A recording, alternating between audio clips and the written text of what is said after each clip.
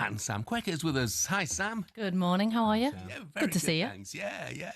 Alan's casting envious eyes over your jacket. Yeah, I know. Yeah. It's a military look, isn't it, with the patches? Tell him he's too old for it. Yeah, no, I think he could pull it off. But it was one of those where my husband bought it online for himself, and it came as a kind of false advertising, and it came far too small for him. So I thought I'll have a bit of that. Yeah, a likely story. You mean you just nicked Poached it off him? Yeah, I did. Yeah. Brilliant. So what have we got today? Is it all transfer news? No. So we're going to move away from football first. We're going to start with cricket. Of course, Ben Stokes has injured his shoulder, and this headline, "I'll rise for the Ashes," has come out, and basically people are questioning his decision to pull out of the final test match today at Surrey against India, so he can do no further damage ahead of the winter, which of course is the Ashes in November. So I'm going to ask you really as well, being a massive cricket fan, and Alan, what's your take on it when you have a player who potentially could push through an injury, but you don't want to do further damage? Well, I think he's already pushed through the injury. If you saw him bowl in the fourth test match, you thought, how can he be bowling? He couldn't move his arm apart from when he was actually delivering the ball. He was obviously in massive pain. Well, more test match won't hurt though, will it? Well, I think it would probably hurt, you know? I mean, look, England will miss him massively. He was our best bowler. He got a century. And he's what you as a football manager will always want, Alan. He is a proper leader. Yeah, absolutely. But I completely see the sense. Can't lose the series, you know, and the Ashes 14 weeks away. Got to be fit for that from an England point of view. Yeah, I mean, the fact that it's 14 weeks ago suggests that, you know, he could possibly play, but I don't know how, you know, you never know how serious it is. Yeah, it might be affecting him much more than he's given out. And, you know, like the medical team, like football, you know, your medical team would come in and say he can't play. You got to leave him out, etc., etc. This could happen, that could happen.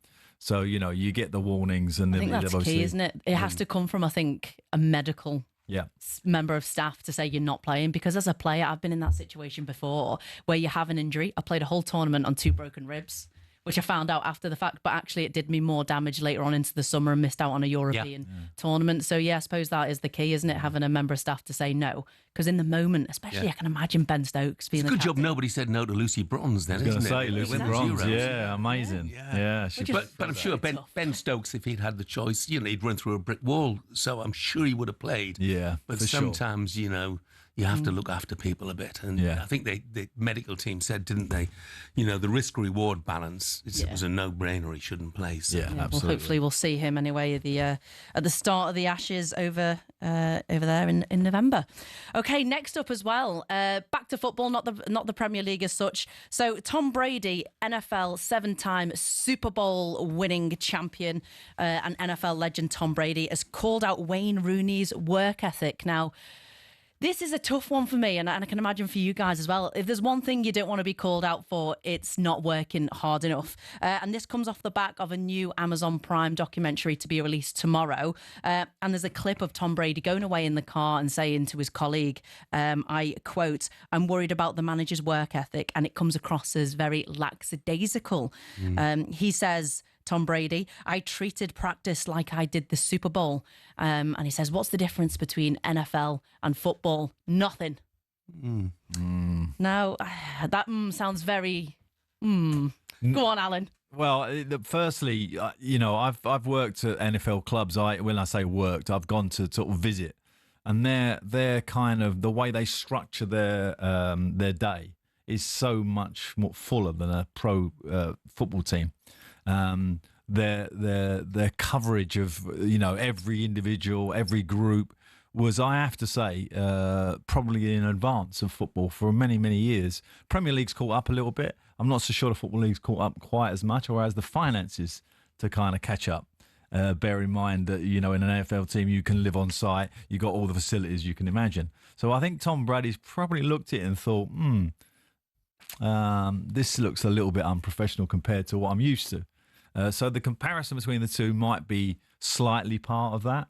And I think, you know, I would give Wayne the slight benefit of the doubt on that front.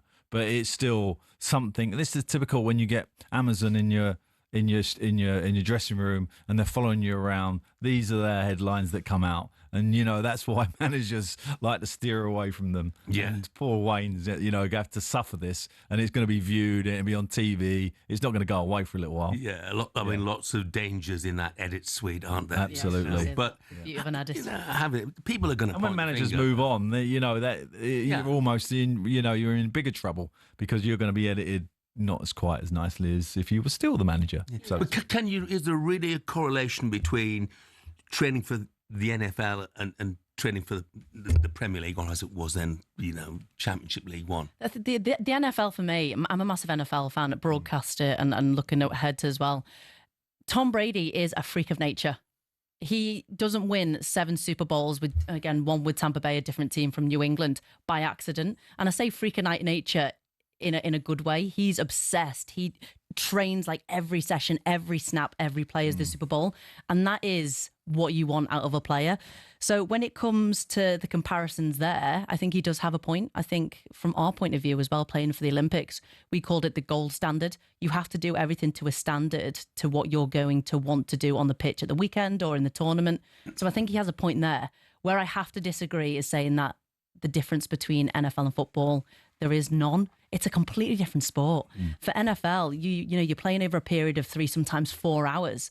But actually, match play, each snap is only lasting a few seconds. Sometimes you'll just ground the ball and it's 5 seconds. So you have the opportunity to stop, regroup, and start again. Yeah. Football, it's so much more fluid, isn't it? Yeah, and the endurance is obviously a massive, massive part of football, and the injuries and and the kind of robust nature of it makes it, more injury prone when you're training at that level. So, sometimes training, you have to kind of tone it down.